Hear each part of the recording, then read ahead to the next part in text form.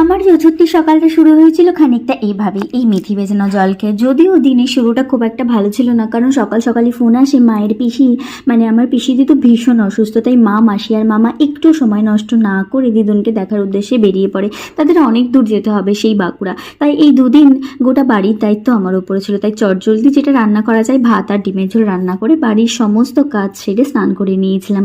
এই দুদিন মা না থাকাতে বোঝা যায় মায়েরা একা হাতে কত দায়িত্ব সামলায়। বাপরে বাপ, এই দায়িত্ব সামলানো একেবারেই মুখের কথা নয়।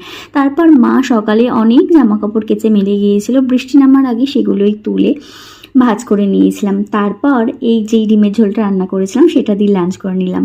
তারপর একটু রেস্ট নিয়ে বিকেলে আমার পড়ানো ছিল, এই চতুর্থীর দিন লাস্ট পড়ানো ছিল, সেটাই পড়াতে যাচ্ছিলাম। আর যেতে যেতে দেখলাম এই প্রতিমায়েরা মণ্ডপে প্রবেশ করছে, কি যে ভালো লাগছিল দেখতে। তারপর বাড়ি এসে বসে পড়লাম নেইল এক্সটেনশনটা করতে।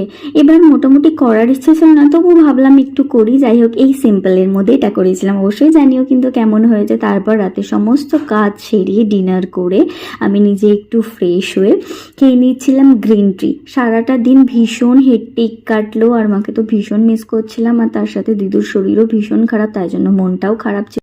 আর আমাকে গোটা রাত একা কাটাতে হবে, আর তার পরের দিনও, এটা ভেবে আরও আমার কষ্ট হচ্ছিল। যাই হোক, আমার দিনটা এইভাবেই কাটলো।